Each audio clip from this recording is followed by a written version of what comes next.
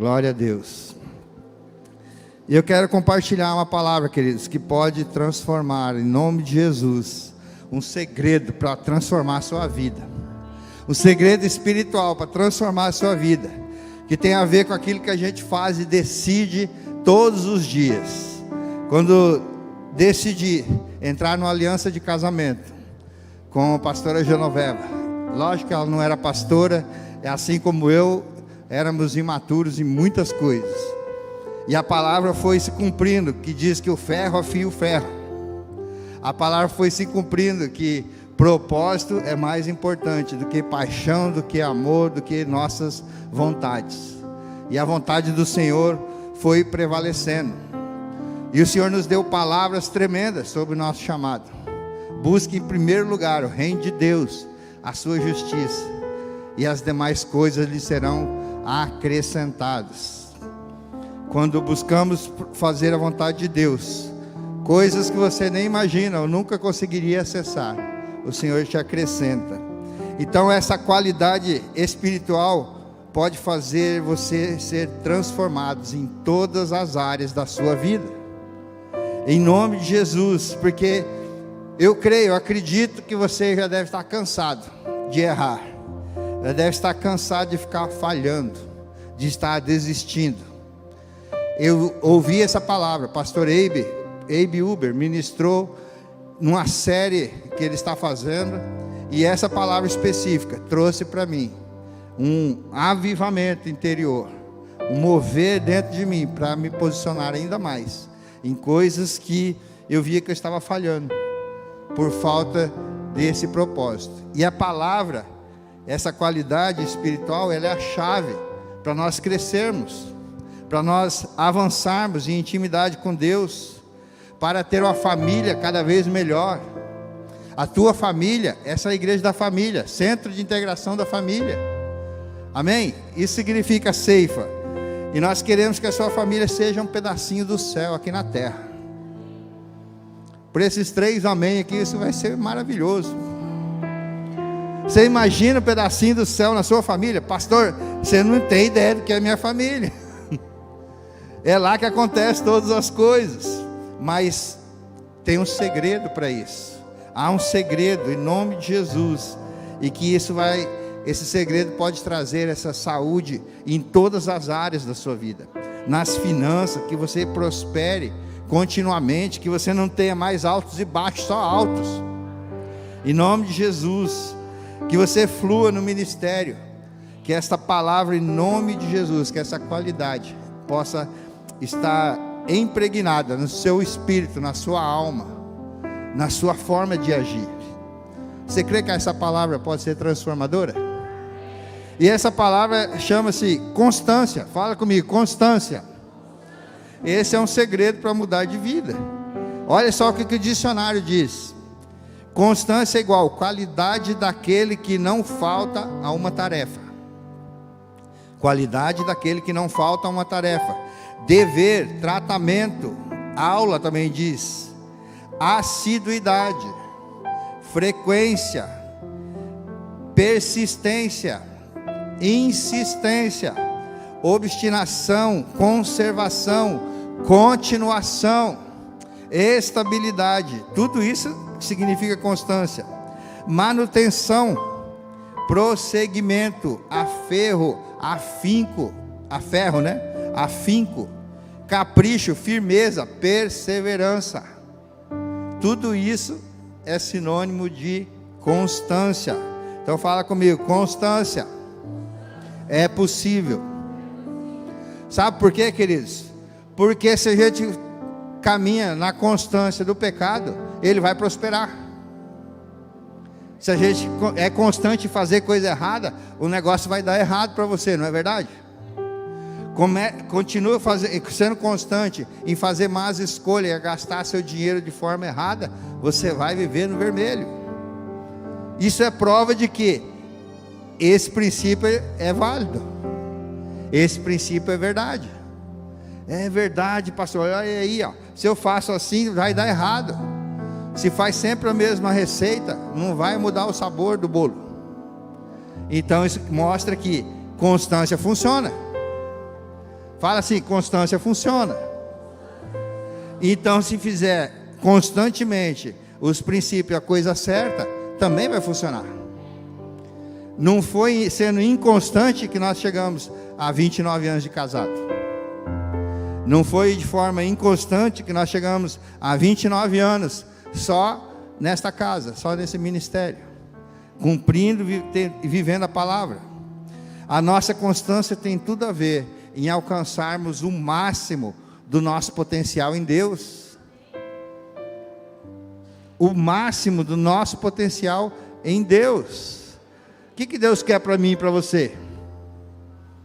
Tudo que é bom, perfeito, agradável. Isso é a vontade dele. E por que não é? Porque nós somos inconstantes. Então você pode até dizer, para mim, pastor, não há solução, estou perdido, porque não tenho constância em quase nada, principalmente naquelas áreas que são importantes. Aliás, só sou constante em ser inconstante. Está repreendido essa palavra, em nome de Jesus. Sabe, fazer o devocional, ler a palavra todos os dias, adquirir bons hábitos, hábitos saudáveis, fazer exercício, cuidar da alimentação, precisa ser constante nisso. Ou quando você declara, eu vou ser melhor, eu vou ser mais carinhoso, eu vou ser mais atencioso, vou ser mais calmo. E você pode ver que eu estou falando de mim, quando eu escrevi essas coisas, alguns detalhes aqui. Ou ainda, vou administrar melhor o meu tempo, não vou mais perder tempo. Sabe, você encontra pessoas, o que você está fazendo aí? Estou aqui matando o tempo. Literalmente, você não está fazendo nada produtivo, está matando. Vou economizar, vou me disciplinar, essas coisas. Mas podemos ser constantes em nome de Jesus. Então, ser constante naquilo que é errado vai fazer com que você prospere na coisa errada. Ser constante fazendo o que é certo vai fazer com que os princípios funcionem nas nossas vidas. Por isso que eu digo que essa palavra pode transformar, porque você precisa decidir isso todos os dias, a todo momento. A cada momento você tem o poder de decisão. Agora mesmo você pode decidir, não, essa celebração está muito chata, eu vou levantar e vou embora. Ninguém vai te impedir. No máximo que pode acontecer, se você é membro dessa casa, eu te chamar para uma conversa depois no gabinete. Mas os nossos convidados, você que é livre, pode ir a hora que quiser. É uma decisão. Mas você não vai ouvir o final disso, e daí? Perdeu uma oportunidade. E aí então nós precisamos decidir a todo momento. Todas as decisões boas que tomamos, é quase que matemático isso. Quando tomamos decisões boas, resultados são bons. E ao contrário também. Isso influencia na nossa qualidade de vida. Nossa qualidade de vida é resultado de decisões que tomamos. Nossas escolhas. Então, por que as coisas não acontecem? Se eu decidir dentro de mim. Porque está decidido, mas a prática talvez ainda não. Eu decidi, mas ainda não consigo praticar. Então, o que falta? A constância. Falta você praticar o tempo todo. Mas eu tento e não consigo. Você pode estar dizendo, eu não consigo, já tentei o que você imaginar. O que você possa imaginar, pastor. Então deixa eu te dizer algo. Bem-vindo ao clube. Bem-vindo ao clube de ser pessoa, de ser humano. Porque nós vemos algumas pessoas na Bíblia, o próprio e o grande apóstolo Paulo teve essa crise e tinha essa crise. Romanos 7,15, olha o que ele diz. Porque nem mesmo compreendo o meu próprio modo de agir, pois eu não faço o que eu gostaria de fazer. Pelo contrário, faço justamente o que detesto. Ali está dizendo, pois não faço o que desejo, mas o que eu odeio. Olha a crise que ele estava. E isso acontece. Eu não quero fazer isso, eu não quero explodir, eu não quero xingar, eu não quero me irritar. Mas a hora que viu, já foi. Jesus fala assim para a gente, que a gente pode se irar, mas não pecar. Você pode se indignar, mas você não precisa agir. Você pode decidir, mas precisa agir na direção certa, amém? Romanos 7, no versículo 18 e 19.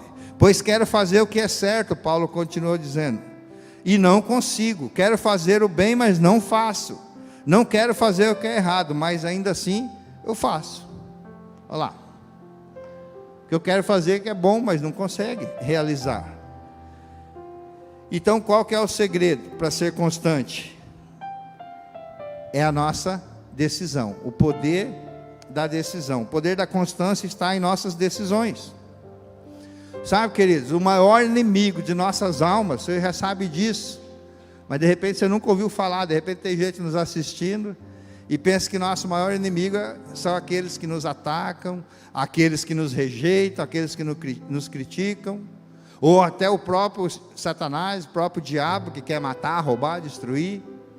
A Bíblia fala que nós devemos resistir a ele, ele vai fugir. Então se ele vai fugir, ele não é o maior inimigo, nós podemos colocar ele para fugir. Nosso maior inimigo somos nós mesmos, porque nós decidimos, ou às vezes não decidimos, mas às vezes decidimos e não caminhamos na direção do que decidimos. Então nós nos tornamos nosso próprio inimigo, por falta de constância. E olha isso, pessoas bem-sucedidas. Quem quer ser bem-sucedido? Tá, nem todo mundo, mas você que quer ser bem-sucedido, tem um segredo.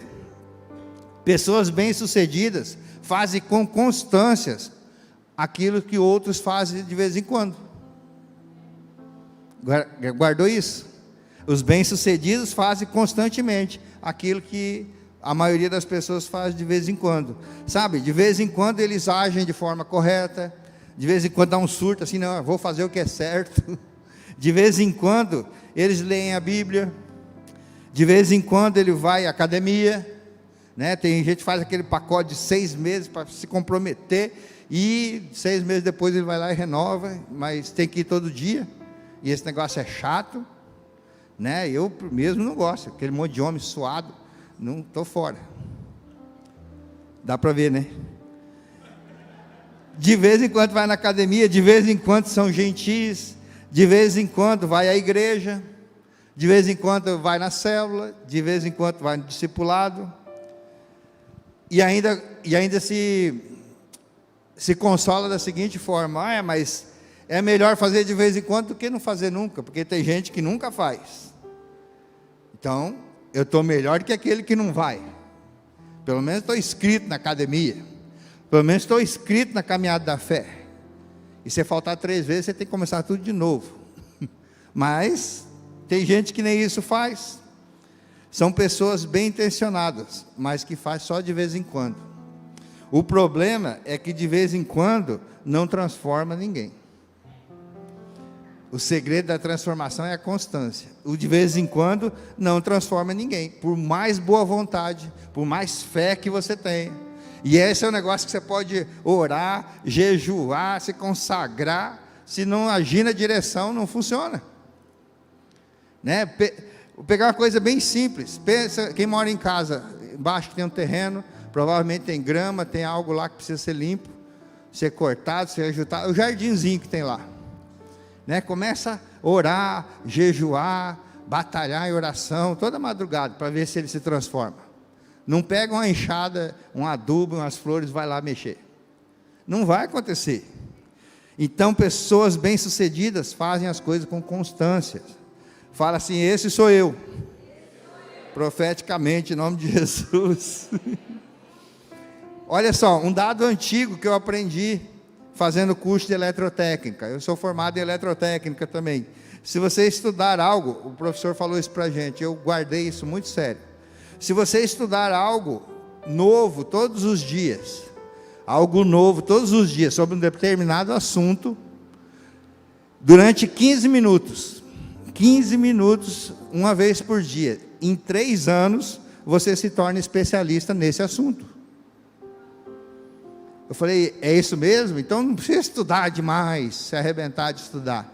Todo dia, pega 15 minutos e aprende um pouco sobre aquilo que você se interessa. Aí quando eu escutei isso, eu pensei, agora eu vou ser o melhor eletrotécnico. Eu falei, não, vou começar a fazer isso com a Bíblia. 15 minutos, passa muito rápido. No começo parece uma eternidade. Então, esse é o poder da constância. Você se torna especialista. Amém? Pastor, mas qualquer assunto, faz um teste naquilo que você já gosta. E começa, e faz um teste por uma semana para você ver. Então, na palavra de Deus, nós vemos alguém que é um herói da fé, no quesito constância. Um exemplo para nós nessa área. Um exemplo tremendo de alguém que tinha tudo para desistir. Sabe, o primeiro primeiro obstáculo, primeira dificuldade que enfrentamos, falar, não, vou desistir. E olha essa pessoa chama-se Daniel. O grande profeta Daniel, do Antigo Testamento. O livro de Daniel, tem o nome dele, né? São 12 capítulos, de um livro tremendo, sensacional. Uma porção extraordinária da palavra de Deus para as nossas vidas.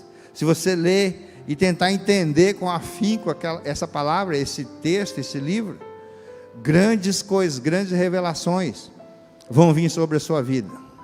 Grandes milagres, se você tomar posse daquilo. Sabe por quê? Porque o Deus é o mesmo. O mesmo Deus de Daniel é o nosso. O mesmo Deus de ontem. Ele é de hoje e será sempre, a palavra diz.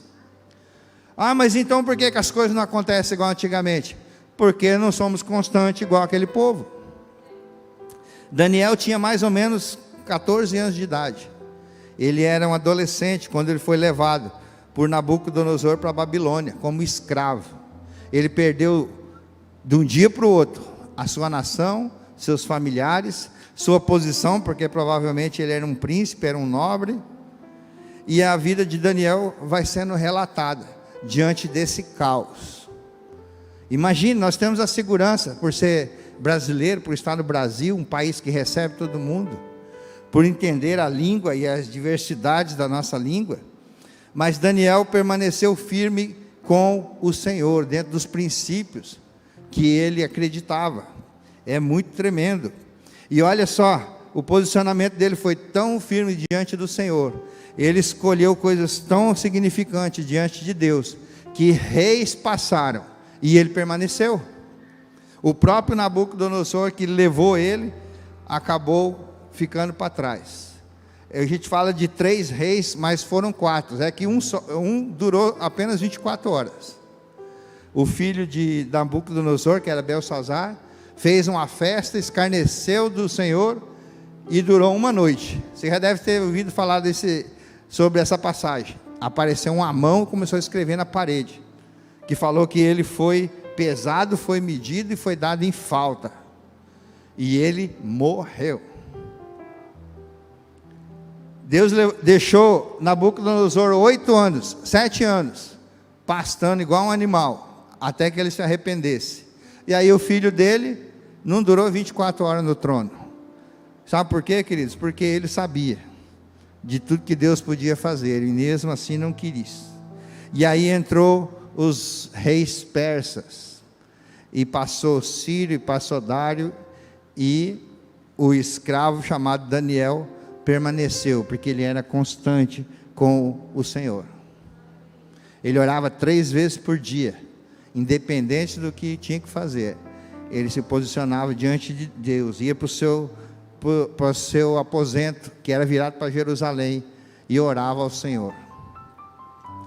Daniel capítulo 6, a partir do verso 3, Daniel foi colocado nos alto posto, porque Deus deu o poder dele interpretar sonhos, e ele foi colocado por sua sabedoria, por Deus estar com ele, em lugares privilegiados. Ele era o segundo no reino, ele recebeu o comando da nação.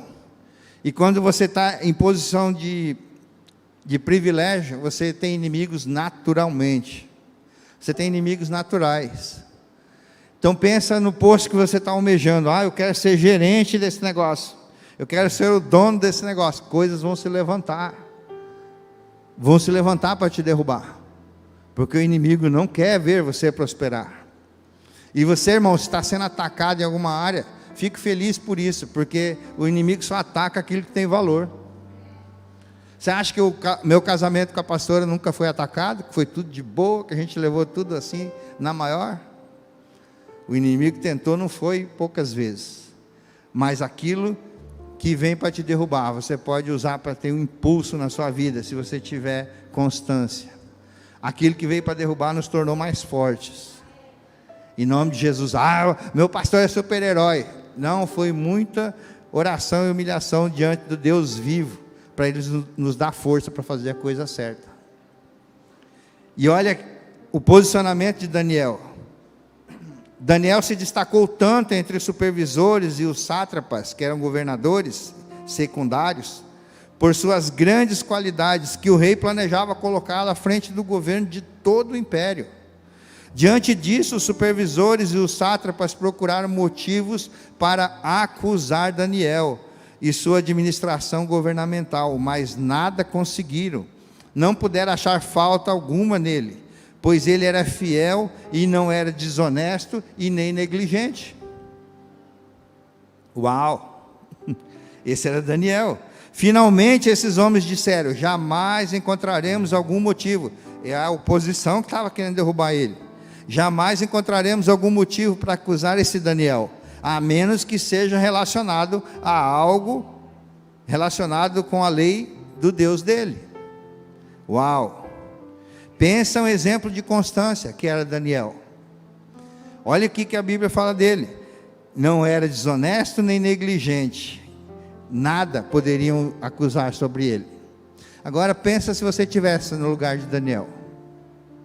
Se coloca no lugar dele. Vê se essa frase cabe na sua vida. Se alguém levar diante de Deus a sua vida.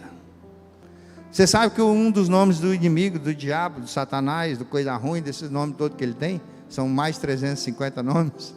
Ele começa com uma serpente no Gênesis e termina como um dragão no Apocalipse.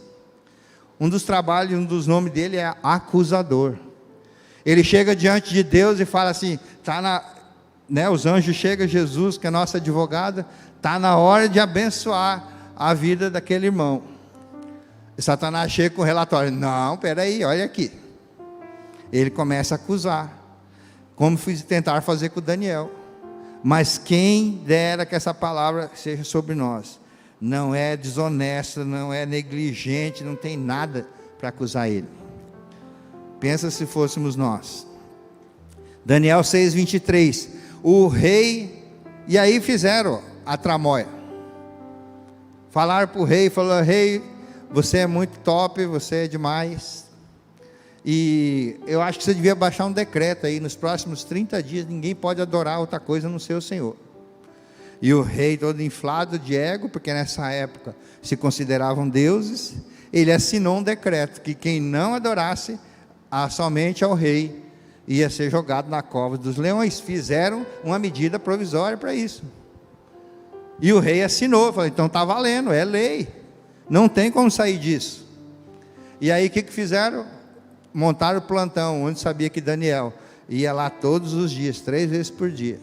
E Daniel não quis nem saber, ficou sabendo do decreto, mas o que importa é obedecer a Deus mais que aos homens. Sabe, querido, se te colocarem entre a cruz e a espada, ou você obedece a lei de Deus, ou você obedece a um decreto de um homem qualquer, escolha fazer aquilo que é a vontade de Deus. Aí que é o teste de ser um verdadeiro cristão. E Daniel não quis nem saber, foi lá e orou para o seu Deus. E lógico, juntaram testemunhas, levaram diante do rei, e o rei, apesar de ser amigo de Daniel, queria colocar ele sobre tudo, gostava muito dele, falou: peraí, mas agora tem um decreto, eu não posso ir contra a minha palavra. Sabe, queridos, o rei não podia ir contra a sua palavra, Deus não pode ir contra a palavra dele. Foi assim que Jesus repreendeu Satanás. Está escrito. Está escrito, você vai ser uma própria bênção. Está escrito que você é mais que vencedor, se estiver em Cristo.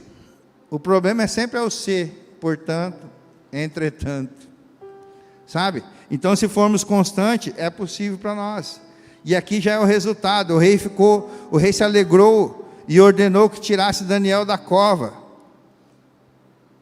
E o tirar da cova, viram que não havia nenhum ferimento, pois ele tinha confiado no seu Deus. E Daniel falou para o rei: o meu Deus mandou fechar a boca do leão. A Bíblia não diz, mas a gente consegue imaginar, né? O anjo chegando e falando para os leões: ó, galera, jejum para todo mundo essa noite, sem chance. E eles colocavam os animais famintos, deixava 30 dias preso. Qualquer coisa de carne que caísse ali já era. E Daniel foi jogado nessa situação. Eles queriam se livrar dele, era inimigo político. Da mesma forma, quando ele, junto com seus amigos, que a Bíblia traz, Sadraque, Mesaque, Abednego, nome já babilônico, eles foram jogados na fornalha. A fornalha estava tão quente que os soldados que foram jogar eles foram queimados, porque estava muito, muito quente. E aí Nabucodonosor olhou dentro da fornalha e falou: não foram 3 que nós jogamos lá dentro? Eu estou vendo 4 e um parece com o Filho de Deus. E aí o rei, que se achava um próprio Deus, chamou eles: ô Sadraque, Mesaque, Abednego, vem para cá, né? Talvez se eu estivesse lá, falar: não, entra aqui você. Mas esse seria eu, né? E aí ele sai de lá e a palavra diz que não tinha nem um fio de linha queimado, nem cheiro de fumaça. Eu imagino que Daniel não saiu nem com o cheiro do leão aqui, porque o Senhor o livrou. Esses reis sabiam quem era o Deus deles, e aí faziam decretos, e Daniel foi livre dessa situação. Aí a palavra diz que aqueles que acusaram foram jogados com suas esposas, seus filhos, e não deu tempo nem de chegar no fundo, os leões já pegaram ele. O anjo liberou, falou: acabou o jejum, vai que é sua. E a palavra diz que todos eles foram devorados, todos os seus ossos foram quebrados. Uau! Por quê? Porque tentaram mexer no ungido do Senhor. Eu ia ministrar isso. Eu falei: gente, como é que eu esqueço de ungir as crianças? É um símbolo muito forte. Ai daquele que tocar no ungido do Senhor. É uma proteção divina. É o mesmo Deus. É o mesmo Deus que livra do fogo, livra do frio, livra da fome, livra do poder da boca do leão. Mas a pergunta é: quando é que foi gerada essa fé em Daniel? Foi quando ele escutou o decreto? Falou: não, meu Deus vai me salvar, né? Acho que eu vou correr lá orar, vou correr fazer jejum, porque, né, eu preciso me livrar disso. A resposta é bem óbvia. Foram naqueles dias, meses, anos, 60 anos durou o ministério de Daniel, de dedicação, consagração, jejum, de constância, de disciplina, na vida de alguém que era um escravo perante os homens, mas era um profeta, era um sacerdote, era um homem de Deus, um homem do Deus vivo. Não foi gerado naquele momento, foi gerado na sua vida. Então, se você quer grandes experiências com Deus, mantenha uma constância da sua presença na sua vida, da presença dele. Pastor, como é que faz isso com tudo que está acontecendo? Deixa algumas coisas acontecer. É meu sono, é o cuidado com a família, é o trabalho, é tantas coisas que competem. De repente você está recebendo tantas coisas, que já não tem tempo mais para aquilo que é mais importante. Sabe, 2 coisas que é muito importante para nós: Deus e a nossa família. E pode ver que o tempo todo nós somos impelidos a não dar atenção nem para a família, nem para Deus. A família está bem porque tem isso, tem aquilo, né? Tem o quê? Recursos. E aí você se mata para fazer com que aquilo aconteça. E a palavra diz: busque em primeiro lugar o reino de Deus. O que é o reino de Deus? A presença dele, o que interessa para ele. E as demais coisas lhe serão acrescentadas. Coisas que você precisa para continuar fazendo o reino, cuidando da família. Deus é o primeiro a querer investir na família.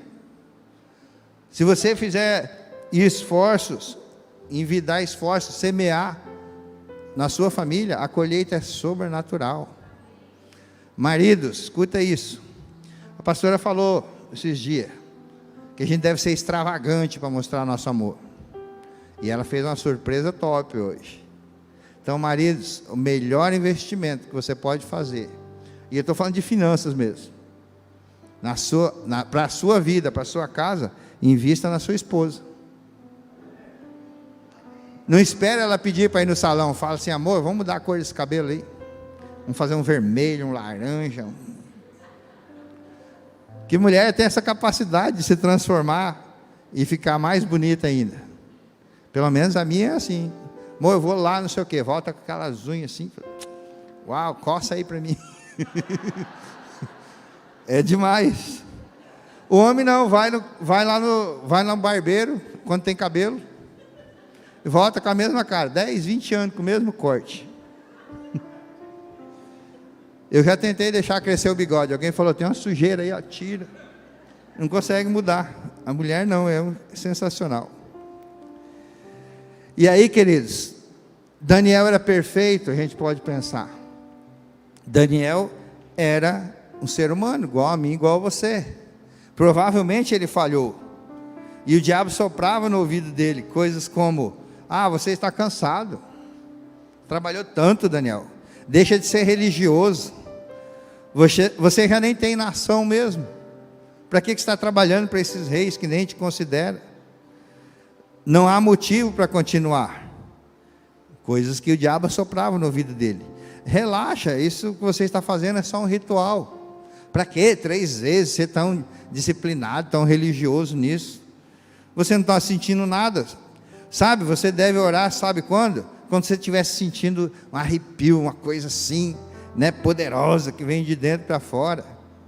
Ou quando a coisa estiver muito feia mesmo, quando a crise pegar, aí sim você vai para Deus. Mentira do diabo. Provavelmente ele soprava isso. E como podemos crescer em constância? Você podia perguntar isso. Pergunta para alguém aí.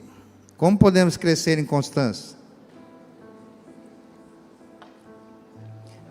3 segredos. Top demais esse segredo. Primeiro segredo: começa com o porquê. Parar de perguntar: para que eu estou passando por isso? Mas por que eu tenho que fazer isso? Daniel tinha uma motivação profunda. Daniel tinha uma razão muito forte. Não queria apenas as bênçãos de Deus. Ele não fazia aquilo porque queria ser promovido, queria ser exaltado, queria ser cuidado por Deus de maneira diferente, sobrenatural. Mas ele queria os benefícios da face de Deus, de ser amigo de Deus, da presença de Deus, de um relacionamento profundo com Deus. E muitas vezes nós queremos nos relacionar com Deus assim, querendo só o que tem nas suas mãos, enquanto Ele espera que a gente busque a face, o contato visual, o contato do Senhor. É algo mais profundo. Sabe por quê? Precisamos de um porquê muito forte. Porque a motivação, quando é baseada apenas em desejo, ela não vai muito longe. O nosso porquê aí é fraco, porque é só um desejo. Por exemplo, quero comer saudavelmente. Por quê? Porque é bom para a saúde, quero ser sarado, quero estar em forma. É um bom motivo, mas é só um desejo. Ok, então vamos começar, se é um desejo? Vamos. Segunda-feira é dia de começar, né, aquela dieta. Mas final de semana, então vou me livrar dos maus hábitos, vou despedir, vamos destruir naquele churrasco e pudim e sei lá o que você comeu hoje. Não é assim? Porque daí segunda-feira, oficialmente, o porquê é baseado apenas no desejo e não numa devoção. Fala assim comigo: desejo versus devoção. Desejo e devoção. Sabe por que eu quero comer saudavelmente? Porque eu quero glorificar a Deus com o meu corpo. Eu não quero ter doença. Meu corpo é o templo do Espírito Santo. Essa é a devoção, esse é o motivo. Eu não quero ter limitações, não quero viver bem, viver mais, ter qualidade de vida. Essa é a motivação. Fazer com que o reino de Deus cresça, cuidar da minha família biológica e espiritual, dessa geração, da nossa descendência. Esse é essa forte devoção e tendo um propósito, a devoção proposital é a palavra. Nós conseguimos decidir todos os dias e aí nos tornar constante. Por quê? Porque daí o motivo não tem a ver com você, mas com o propósito do Senhor nas nossas vidas. Ele quer que você viva muito mais tempo sobre a terra. Ele fala: honra teu pai e tua mãe, para que você viva mais, e viva bem, e tenha qualidade de vida. Sabe por quê? Porque quando você se apresentar diante dele, quando o seu tempo aqui na terra acabar, você, se for para o céu, em nome de Jesus todos nós vamos, lá você vai ser um príncipe, porque você vai reinar com o Senhor, não vai mais poder produzir. O tempo de você produzir, encher os céus, ganhar, conquistar galardão nos céus, é agora, é nesse tempo que se chama hoje. E aí nós estamos sendo distraídos com tantas coisas e não estamos cuidando daquilo que é eterno, que é mais importante. Nessa época agora, nós estamos em dezembro, nós fazemos muitas promessas e decisões para 1º de janeiro. A partir de janeiro o negócio vai ser diferente, não é assim? Esse ano está acabando mesmo, a gente entra no modo, solta os remos, porque o ano está acabando, vamos esperar entrar o outro para poder. E aí no Brasil tem um negócio mais incrível ainda, que a gente fica esperando passar o calor, passar as festas, passar o carnaval, para daí começar verdadeiramente o ano. E a hora que vê já está em abril, maio, junho, depois tem que tirar férias, e aí a gente vai enrolando, nós vamos sendo enrolados pelo sistema. Só que olha só, ainda falando de comer saudável, se o médico disser para você: olha só, se você não cortar o açúcar, a farinha branca, e o sal, você vai morrer. Tá bom, doutor, dia 1º de janeiro eu começo uma dieta, então. Não, se você souber que você vai morrer, o médico fala: você tem 30 dias se você não parar com isso. Chega em casa e fala: joga tudo fora, vamos comer só fruta e verdura. Vai ser radical com o negócio. E por que não somos radical antes da coisa piorar? Perseverança nas decisões não é o resultado de um desejo, mas sim de devoção. Perseverar nas decisões não é um desejo apenas, mas sim uma devoção. Isso em todas as áreas da nossa vida. Quantos casais decidem viver melhor? Ser mais amoroso, mais compreensivo, mais educado, aceitar mais a forma do outro, é um desejo, mas chega na prática, faz tudo ao contrário. Chega na hora de praticar, por que não consegue? Porque era somente um desejo. Então, quando se tem uma devoção, um porquê maior, a nossa visão muda. Por que eu devo fazer isso melhor com o meu cônjuge?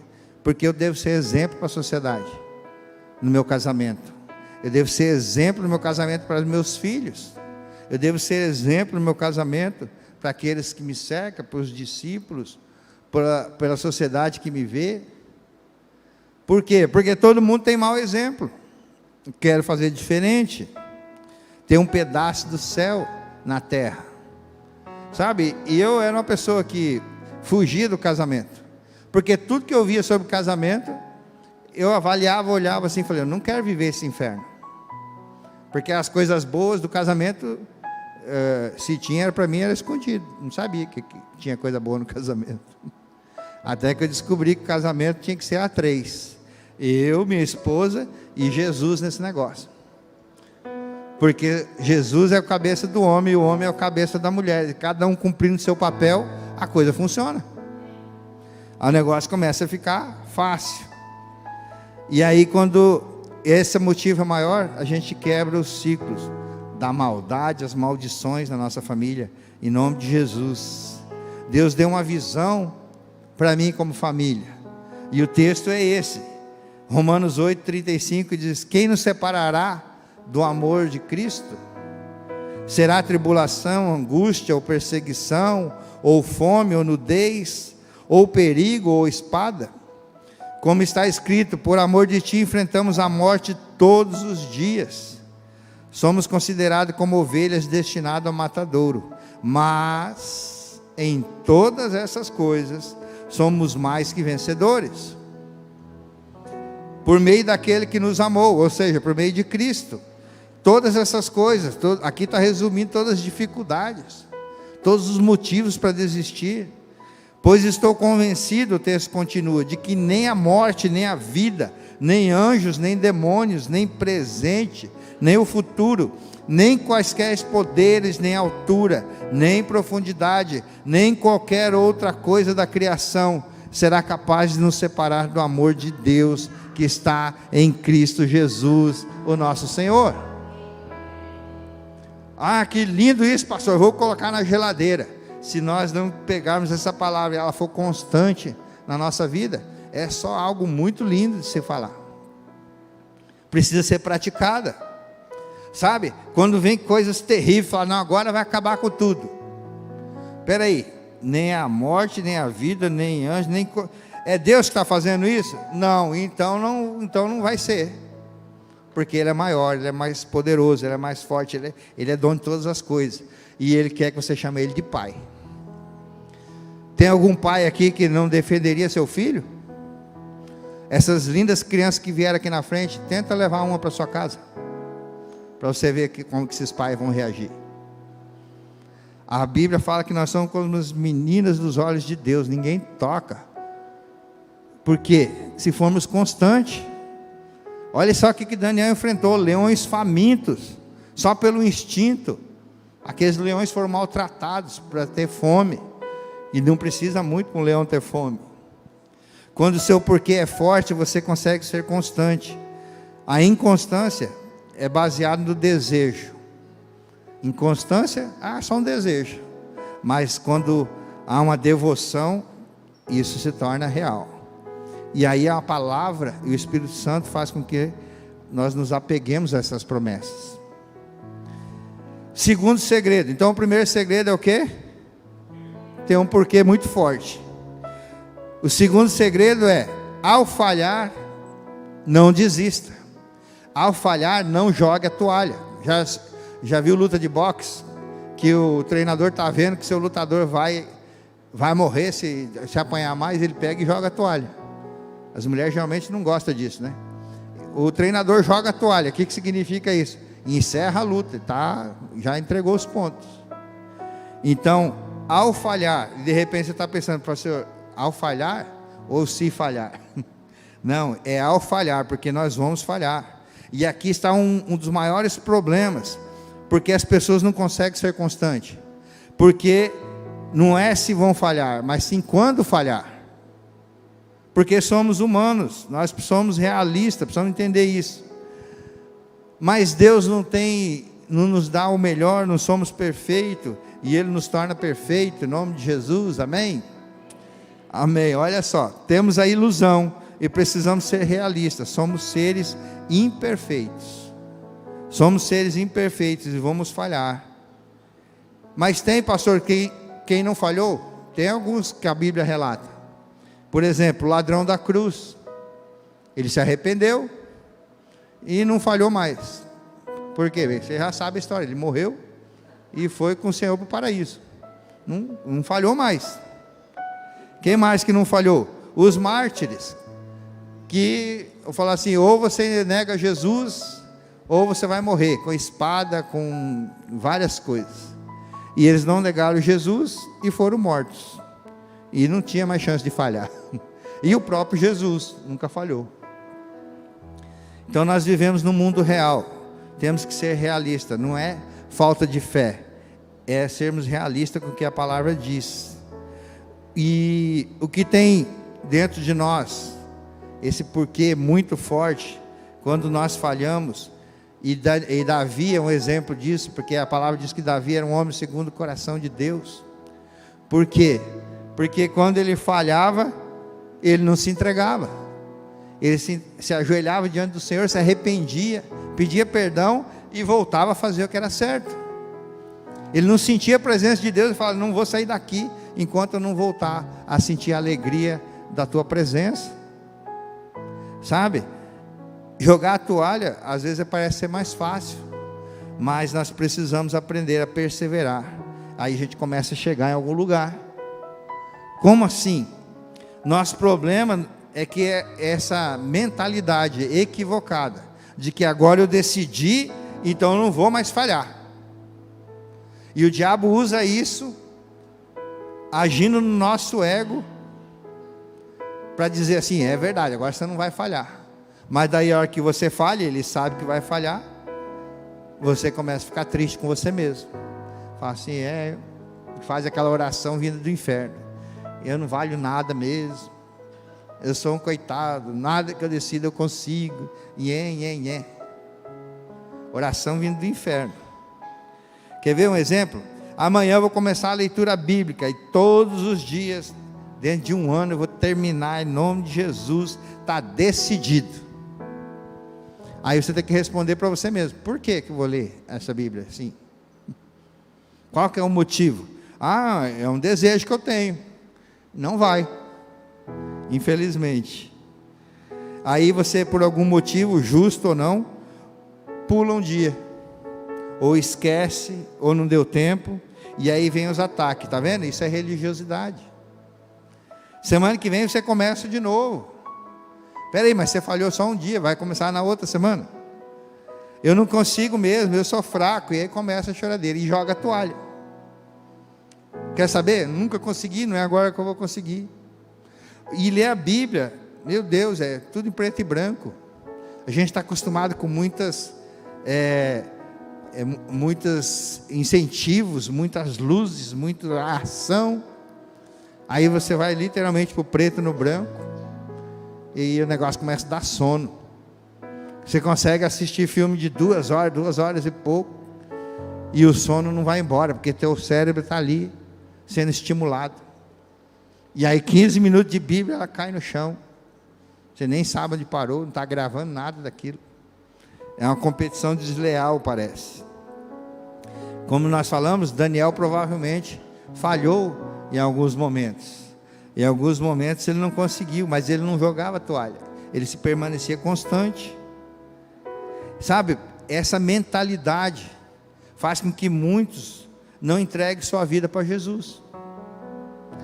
Sabe por quê? Porque se eu cometer um deslize, se eu pisar na bola, porque para ser crente tem que ser santo. E é verdade, nós não somos mais um pecador lutando para ser santo, mas um santo lutando contra o pecado. E se eu falar um palavrão, e se eu não der continuidade, eu acho que eu não vou dar conta de seguir Jesus, então nem vou aceitar, nem vou tomar essa decisão, porque sabe que não vai conseguir ser constante. Então, se acontecer, não joga a toalha. Sabe, eu já tive pessoas que eu convidava para a célula, convidava para vir na igreja, e o cara falava assim, não, eu não posso ir lá não. Mas por que não? Eu sou muito pecador, eu preciso melhorar. Quando eu melhorar, eu preciso me livrar de umas coisas aí. Que coisa, cara? Não, cara, você não tem ideia, eu tenho 3 amantes. Eu sou muito pecador, como é que eu vou estar lá no meio de vocês? Nesse sentido, a igreja é um hospital para essas pessoas. Quando essas pessoas chegam aqui, elas não podem ser julgadas, precisam ser amadas, aceitas, compreendidas, limpa pelo Evangelho. Alguém já escreveu que o exército de Deus é o único exército que atira nos próprios soldados, porque quando alguém pisa na bola, né, a gente é o primeiro a acusar. Por quê? Porque isso tem a ver com outro motivo que eu vou falar. Isso é sério, queridos, não joga a toalha. Ser constante, preste atenção nisso, ser constante não é a mesma coisa de ser perfeito. Repete isso comigo, ser constante não é a mesma coisa que ser perfeito. Hebreus capítulo 10, verso 14, porque por meio de um único sacrifício, Ele aperfeiçoou para sempre os que estão sendo santificados. Uau! No nosso espírito, no seu espírito, quando você entrega sua vida ao Senhor, você é perfeito. A Bíblia diz que as coisas velhas já passaram, que eis que tudo se fez novo. Não é de novo, fez novo, tudo novidade. Mas nas nossas ações, o Espírito é perfeito, mas nas nossas ações ainda somos imperfeitos. E mesmo sendo imperfeitos, nós podemos ser constantes, em nome de Jesus. E essa é a grande vantagem, que no nosso espírito nós temos a ligação muito forte, e um caminho e uma conexão exclusiva com o Espírito Santo de Deus. Então falhas faz parte do processo desse crescimento da constância, mas quando falhar, que a gente se frustra com a gente mesmo, a gente se frustra com as nossas decisões, nos decepcionamos, e precisamos entender que o ataque do inimigo não é motivo para jogar a toalha, mas sim perseverar. E essa constância vai fazer com que você vença maus hábitos, vai fazer com que você vença os ataques do inimigo, vai fazer com que você vença a indisciplina na sua vida, e isso é resistir o diabo, e ele foge de você. Por isso nós precisamos, já que temos a tendência a falhar, precisamos começar com coisas simples, e vai crescendo gradualmente, e nós vamos sendo exercitado de forma progressiva na nossa vida. E isso é muito, muito valioso em todas as áreas. No devocional, por exemplo, está decidido, olha só, está decidido, você tem essa motivação, tem os porquês sólidos, bem racional espiritualmente, e você decide que vai começar a fazer seu devocional, para você ser íntimo de Deus, igual Daniel, e ter o privilégio de ser amigo de Deus, ter a face de Deus. Então a partir de amanhã eu vou fazer 1 hora de devocional diário, amém? Eu decidi, mas se essa decisão é só um desejo, não vai acontecer. Então a gente começa pequeno, nos encontros a gente dá essa dica, simplifique, começa com olé, lembra do olé? Oração, leitura e estudo da palavra. 5 minutos de oração, 5 minutos de leitura, 5 minutos de estudo. 15 minutos. 5 mais 5 mais 5. E aí você vai crescendo gradativamente. Ah, mas daí falhou. Volta e começa de novo. E não joga a toalha. Ah, mas peraí, 15 minutos, eu falhei 3 vezes essa semana, então chegar no sábado eu vou ler 2 horas para compensar. Não tente compensar, porque você começa a fazer aquilo automaticamente como uma obrigação, vira uma religiosidade. Olha só o que eu escrevi sobre isso. Pensa que você prometeu falar para o seu cônjuge, todos os dias, que amava ele, que amava ela. O ano tem quantos dias? 365. Se não mudou, acho que não mudou, né? 365 dias no ano. Aí passou o ano e você só falou 65. Certo? Nem vou perguntar quem está fazendo isso todo dia. É melhor não. E aí você está devendo para o seu cônjuge 300 eu te amo. Meu Deus, já estamos em dezembro. 300 eu te amo. Não, peraí, vou compensar. Amor, senta aqui. E aí você olha para ela, senta aí que eu quero te falar algumas coisas. Eu te amo, eu te amo, eu te amo, eu te amo, eu te amo. Vai contando. Eu te amo, eu te amo. 300 vezes. O que ele vai pensar de você? Ficou maluco. Está bêbado? Está doido? O que é isso? É a mesma coisa você querer compensar aquilo que você não fez diariamente do relacionamento com Deus, querer compensar e fazer tudo depois. Não, agora eu vou ler em 30 dias, eu vou ler a palavra. Pode até ler, mas não vai entender quase nada, porque o Senhor quer ter relacionamento, interagir. Então o segredo aqui é, faltou um dia, não é o fim do mundo, é só não faltar 2. Falhou um dia, não fale 2. Isso vale para qualquer área da sua vida. Ah, não consegui ir na academia, está muito frio, ou está muito calor. Ah, semana que vem eu volto. Perdeu. Sabe, eu falando com alguns músicos, tem gente que toca trompete. Diz que você ficar um dia sem ensaiar é a mesma coisa de ficar uma semana. Se você ficar uma semana sem ensaiar, é como se tivesse ficado 30 dias. E se você ficar 30 dias sem tocar, é como se tivesse ficado um ano, tem que começar tudo de novo. O negócio é difícil. E bons hábitos demoram algum tempo para se criar. Então, cuidado para não querer ser perfeito, pois isso é uma ilusão. Perfeição é o que mantém muitos na inércia, querer ser perfeito, ser metódico, mantém muitos na inércia e na passividade. Eu não vou conseguir, então eu nem vou tentar.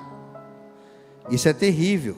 E pior, quando principalmente essas pessoas querem perfeição nos outros, mas nem eu consigo e quer que os outros sejam, e consegue apontar o dedo. Olha só, quando você aponta um dedo para a pessoa, tem 3 apontados para você, e um para Deus ainda.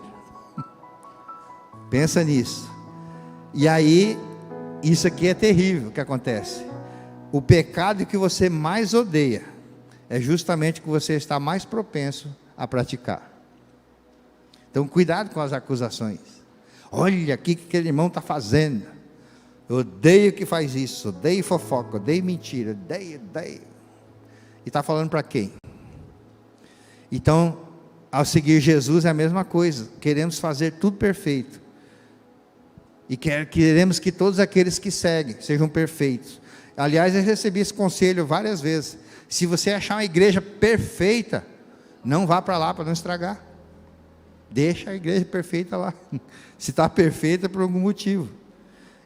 Essa perfeição só vai vir quando Jesus reinar. Em nome dele que vai acontecer. Comparando isso, queridos, nós vamos caminhar para o final. Comparando isso com o judô. Achei muito interessante que o pastor falou sobre isso, pastor Eibe. E aí eu escrevi aqui também. No judô existe uma graduação, representada pelas faixas. Faixa branca, tem alguém que luta judô aí? Ninguém? Se precisar de segurança. Foram inconstantes nessa? Olha só, a sequência das faixas: branca, cinza, azul, amarela, laranja, roxa, marrom e faixa preta. Quando você fala assim, o cara é faixa preta em judô, seja amigo dele. E é interessante o que ele falou assim, que perguntaram para o mestre judoca, qual a faixa mais difícil de conseguir? A resposta vem imediata, né? Acho que é a faixa preta, porque o cara é o cara, né? Mas olha a resposta dele: a faixa mais difícil de conseguir é a faixa branca, porque a maioria das pessoas nunca nem começa. Não tem ninguém aqui que começou? Nunca ninguém começa. E o mestre judoca ainda fez uma pergunta: o que é uma faixa preta? É justamente uma faixa branca que perseverou na constância. Então você nunca vai ser um faixa preta se um dia não for uma faixa branca. E cada faixa dessa tem um ritual de passagem. Então, queridos, meu convite é: vamos ser faixa preta. Tem que começar na branca, em oração. Vamos ser faixa preta na devoção, na evangelização, na comunhão, de tornar a nossa família um pedaço do céu. Precisamos ser faixa preta nisso. Quando alguém fala, opa, aqui está um especialista em família. Então, esse é o segredo. Tem um porquê muito forte. E também, não desista, não jogue a toalha. Eu quero ser isso sim. Não desista. Começa quando? Hoje. Não deixa para amanhã. Terceiro segredo, para nós terminarmos: apaixone-se pelo processo. Daniel amava a oração, estar com Deus, nessa constância, nessa busca, na fidelidade. Ele ansiava por isso. Ele queria estar com Deus mais que fazer qualquer outra coisa. Jesus também se retirava para orar, porque era o momento de estar com Deus. Esse tempo de devoção tem que ser prazeroso. Você tem que encontrar isso dentro de você, e esse ser o melhor momento do dia, e não uma obrigação. De novo tem que ir para a oração. Não, tem que ser prazeroso. E veja só se na sua vida as coisas que deram certo, que foram um sucesso, não foram feitas com muita paixão, com investimento, com constância, com qualidade de tempo. Veja isso. O que você conquistou de repente um título, uma profissão, algum bem material, a pessoa amada. Muitos pensam que o segredo é olhar para o alvo e alcançar o alvo, estar obcecado pelo alvo. Eu quero ser faixa preta, eu quero ser faixa preta, mas nem começa a ser na branca. Quero ser faixa preta, mas preciso começar na branca. Tem que se apaixonar pelo processo, porque ser a faixa preta vai ser só consequência. Ser um cristão maduro vai ser consequência. Ter um casamento abençoado, confiável, fiel, inabalável é consequência de práticas, de pequenas coisas, de prática de encher o tanque de amor um do outro. Você imagina um homem que é apaixonado, gosta de estar lavando louça, limpando casa? É um trabalho inútil, parece que nunca acaba. Se você olhar para o ciclo do serviço da casa, fala assim: isso aqui foi criado no inferno, esse negócio. Que você acaba de lavar a louça do café, já tem que fazer o almoço, e aí tem café da tarde, e a roupa nunca para de sujar, e pensa que lá em casa estão tudo comprido, para passar uma roupa é quilométrico o negócio. Mas e por que faz isso então, pastor? Por amor à pessoa que acha que ela é responsável por isso. Aliás, isso é bem interessante de falar.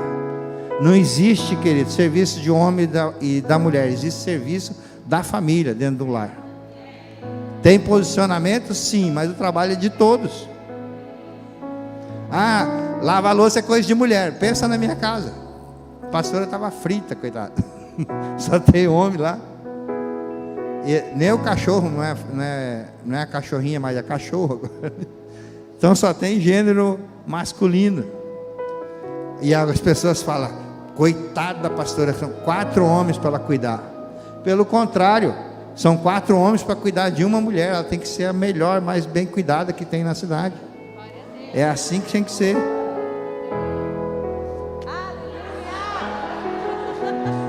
Eu nem escrevi isso. Nós precisamos ser fiel no processo, nos apaixonar pelo processo. Por quê?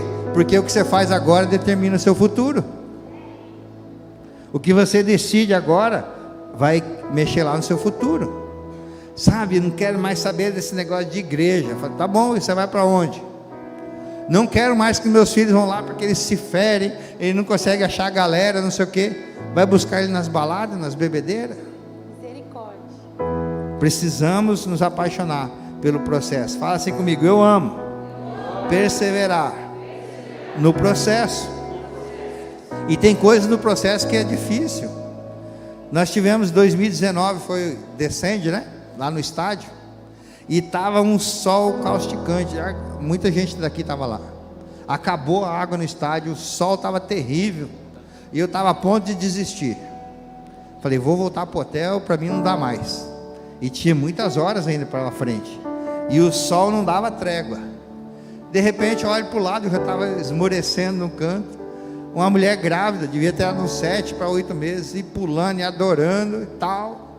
Eu falei, que tipo de homem de honra que eu sou se eu sair daqui e essa mulher ficar aí? Não dá, vou ficar. A pastora lá resistindo, os meninos. Eu falei, não vou entregar. Não vou entregar os pontos. Porque tinha a ver com o processo. E depois veio a noite, veio a chuva, o negócio foi sobrenatural, valeu muito a pena. Então às vezes o processo não é muito agradável, mas o posicionamento faz com que você desfrute do melhor de Deus. Sabe, quantos não você já recebeu de pessoas que você convidou para a célula, ou convidou para vir para a igreja? Você começa a se frustrar, ninguém me atende mesmo. Tem uma estatística que mostra que 25% do que você convida, cada 25 que você convida, um aceita. Então se eu quero levar 2, quantos tem que convidar? Uns 50. Não é? E a gente fazia isso na célula, distribuía e insistia com aquela pessoa. Hoje não dá. Chega uma hora que acaba literalmente as desculpas da pessoa, e aí começa a ficar constrangido, e por constrangimento acaba indo. Nós temos fruto disso, né, Luciano? camarada não aguentava mais receber convite. Eu vou para esse cara parar de me incomodar. Veio e nunca mais foi embora. E quem leva os méritos disso? Tudo para Deus, a honra e glória do Senhor. É o Espírito Santo que convence. E a nossa parte é convidar. É falar, você é importante, Jesus te ama. Então vamos eliminar todos os nãos o mais rápido possível. Se apaixone por esse processo. Determina dentro de você que vai ser fiel, que vai ser constante. Nossa vitória não é quando nunca falho. Nossa vitória é quando nós perseveramos dia após dia e somos constantes nesse processo. Aí você é vitorioso, porque vai vir o resultado. E se não vier, você está sendo fiel a Deus, mas ele vai vir.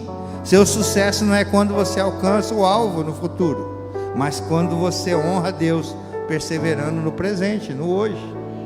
Uau! E eu vou pedir para que você se coloque de pé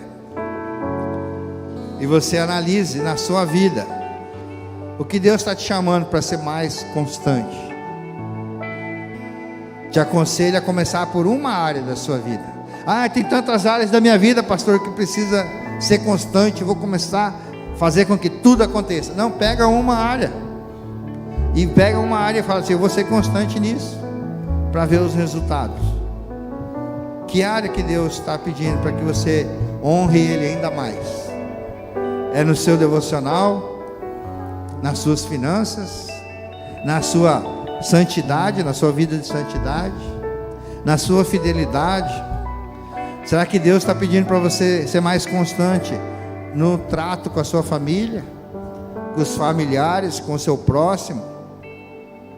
Eu creio que enquanto você escutava essa palavra, Deus, o Espírito Santo ministrou dentro de você.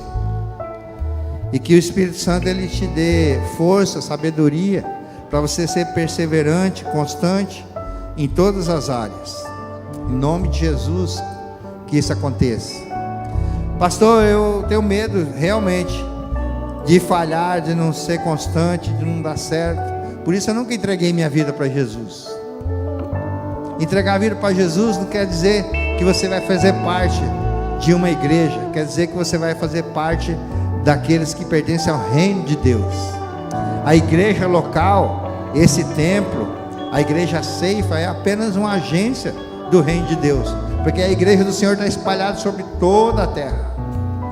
Então você não entra apenas para uma igreja local, se torna um religioso, mas você entra para o reino dos céus e se torna cidadão dos céus e consegue viver uma vida constante.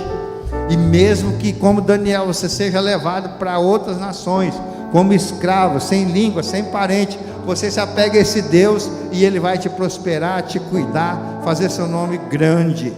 Nós estamos falando de Daniel, que para os homens era um escravo, mas ele é um profeta do Senhor. Coisas que Deus revelou a Daniel, ainda não aconteceram. Está para acontecer nos nossos dias, num futuro próximo.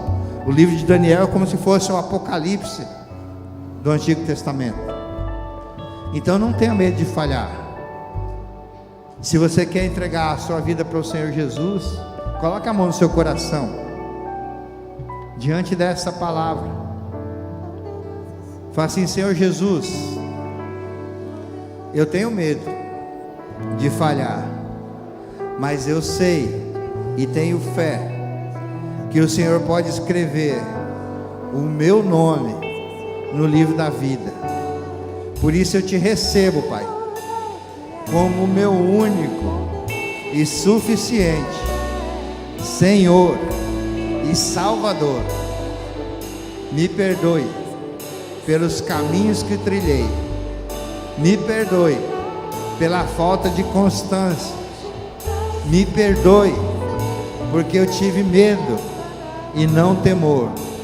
E nesse dia de livre e espontânea vontade, eu entrego a minha vida ao Senhor, em nome de Jesus. Amém? Amém? Alguém fez essa oração pela primeira vez? Fala assim: é a primeira vez que eu faço a oração, pastor. Se você está nos acompanhando,